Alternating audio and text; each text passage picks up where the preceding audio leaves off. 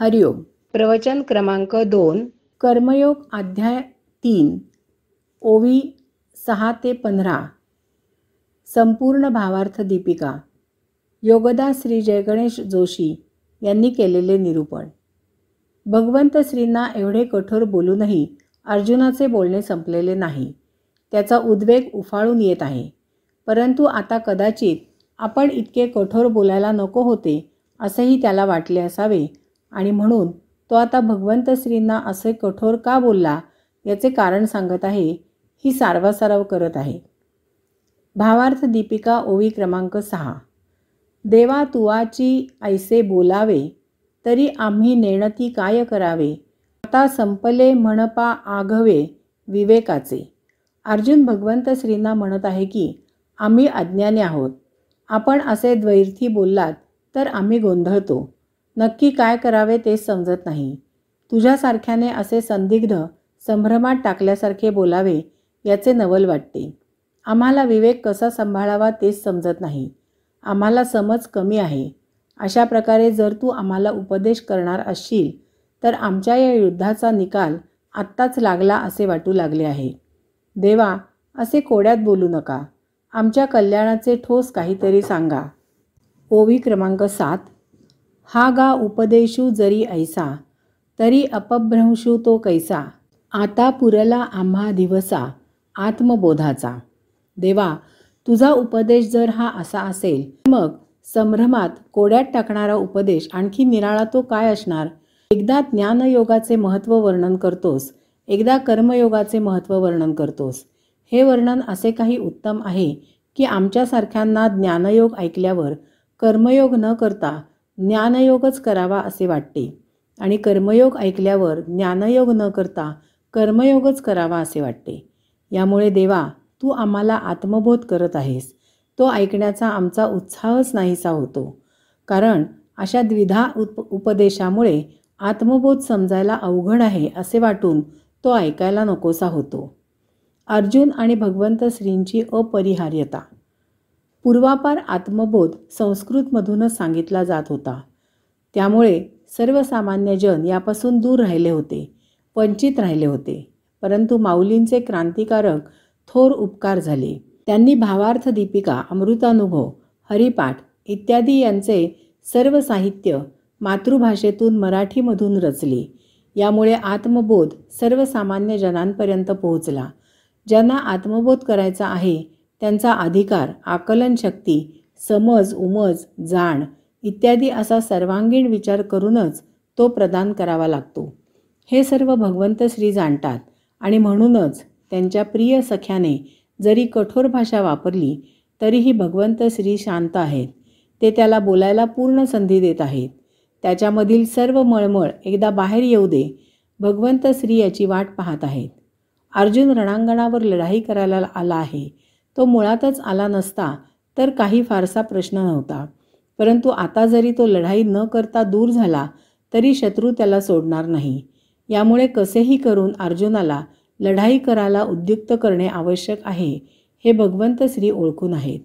तसेच लढाईला पर्याय नाही हे अर्जुनाला दुसऱ्या अध्यायामधील भगवंत श्रींच्या उपदेशाने समजले आहे आणि म्हणून तोही उपदेश समजेपर्यंत भगवंत श्रींचा पिच्छा सोडायला तयार नाही. उपदेश म्हणजे उप अधिक दिशा. याचा अर्थच योग्य मार्गाने जाण्याची दिशा दर्शवणारी वाणी. एवढ्यासाठी अर्जुनाने लढाईसाठी मदत मागताना सैन्य न मागता भगवंत श्रींची निवड केली आणि याचबरोबर दुर्योधन लढाईसाठी मदत मागायला अर्जुनाच्या आधी प्रथम आलेला असतानाही काही युक्तिवाद करून भगवंत श्रींनी मदत मागायची संधी अर्जुनाला प्रथम दिली आणि अर्जुनाने त्यांना निवडल्यावर न धरी शस्त्र करी मी, गोष्टी सांगेन युक्तीच्या चार असे सांगून त्याला आश्वस्त केले.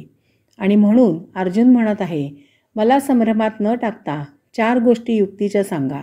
यासाठी मी आपल्याऐवजी कोणाकडे जाऊ. याचबरोबर भगवंत श्रीही त्याचे बोलणे संपले की त्याला युक्तीच्या 4 गोष्टी सांगायला उत्सुक आहेत. 4 गोष्टी युक्तीच्या यावर योगदासांची प्रवचने यूट्यूबवर उपलब्ध आहेत. यामुळे अर्जुनाच्या मनामधील मळमळ बोलून तो शांत होऊन त्याचा निद्राधीन झालेला विवेक जागा होईपर्यंत भगवंत श्री शांतपणे वाट पाहत आहेत आणि अर्जुनही भगवंत श्रींकडून उपदेश जाणून घेण्याच्या तळमळीने भगवंत श्रींना कठोर वाणीने डिवचून बोलते करत आहे. ही नरनारायणाची जोडी भूतलावर जे कार्य पार करण्यासाठी अवतारित झाली आहे ते कार्य पूर्ण होणे महत्त्वाचे आहे. ओवी क्रमांक 8. वैद्युपथ्य वारुनी जाये, मग जरी आपणची विष सुये, तरी रोगिया कैसेनी जिये, सांगई मज. आता अर्जुन त्याच्या बोलण्याच्या पुष्ट्यर्थ दाखले देत आहे. वैद्याने आजाराला पथ्य काय करायचे ते समजावून दिले आणि त्याच्या औषधामध्ये जर विष टाकले तर तो जीवित कसा राहील. देवा, मला तू उपदेश करत आहेस आणि याचबरोबर तुझा उपदेश मला संभ्रमात टाकील याचीही व्यवस्था करत आहेस. मग तू केलेला उपदेश मला प्रत्यक्ष आचरणात आणता येईल का. ओवी क्रमांक 9. जैसे आंधळे सुईजे अव्हाटा, का माजवण दिजे मरकटा, तैसा उपदेशू हा गोमटा, वोढवला आम्हा.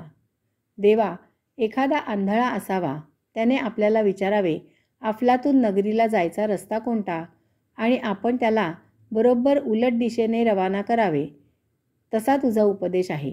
मी युद्ध करायला आलो आहे आणि तू मला ज्ञानमार्गाचे महत्त्व सांगत आहेस. तसेच युद्धभूमीवर कर्ममार्गाला जाण्यासाठी उत्सुक असलेल्या मला तू कर्ममार्गापेक्षा ज्ञानमार्ग जास्त चांगला असेही सांगत आहेस. देवा, माकड निचळ न बसण्यासाठी प्रसिद्ध आहे. ते सारखे कोलांट्या उड्या मारते. अशा या माकडाला जर दारू पाजली तर ते काय प्रकारच्या चेष्टा करेल त्याची कल्पनाच केलेली बरी. याप्रमाणे मी आधीच गोंधळून गेलेलो आहे. युद्ध करायला आल्यावर युद्ध न करणे श्रेयस्कर अशा मनस्थितीत आहे. त्यात तुझा हा असा दुटप्पी उपदेश ऐकून माझा गोंधळ कोणत्या टोकाला जाईल याची कल्पनाच केलेली बरी. ओवी क्रमांक 10. मी आधीची काही नेणे, वरी कवळिलो मोहे येणे, श्रीकृष्णा विवेकू या कारणे, पुसिला तुझ. ओवी क्रमांक 11. तव तुझी एक नवाई, एथ उपदेशा माझी गोवाई, तरी अनुसरलिया काई, ऐसे कीजे. ओवी क्रमांक 12. आम्ही तनुमनु जीवे, तुझिया बोला वोटंगावे, आणि तुवाची ऐसे करावे, तरी सरले म्हणो. आधीच मला काही समजत नाही. मी अज्ञानी आहे. त्यातच मी स्वजनांच्या मोहाने घेरलो आहे आणि म्हणून श्रीकृष्णा, मी तुला आता संयम, विवेक, तारतम्य कसे बाळगावे ते विचारले तर तुझे आपले भलतेच नवल. एकीकडे उपदेश करतोस आणि दुसरीकडे घोटाळ्यात टाकतोस. तुझ्यावर तन मन जीवे विश्वास ठेवणाऱ्यांजवळ तू असा का वागतोस. तू असे केलेस म्हणजे आता आमचे सर्व समाप्त झाले असेच आहे.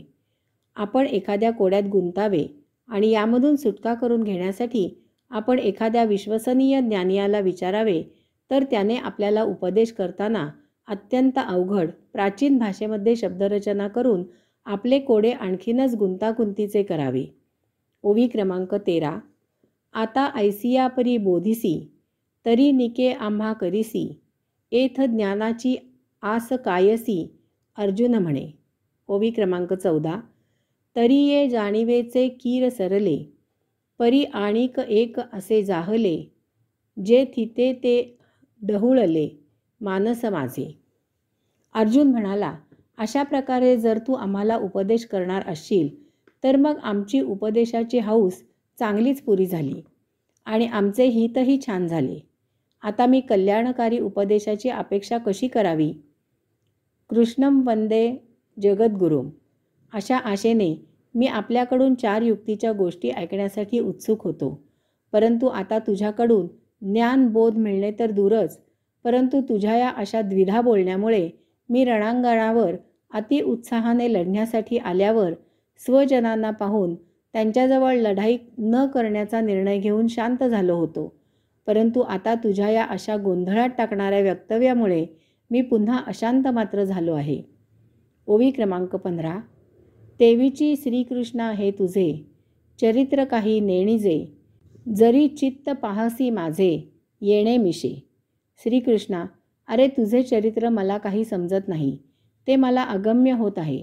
जन्मतःच जन्मदात्या मात्यापित्याला अचंबित केलेस, कंसाला कोड्यात टाकलेस गोकुळी यशोदा मातेला डोळे विस्फारायला लावलेस, गोप गोपींना भुलवलेस, यवन राजाला चकवलेस.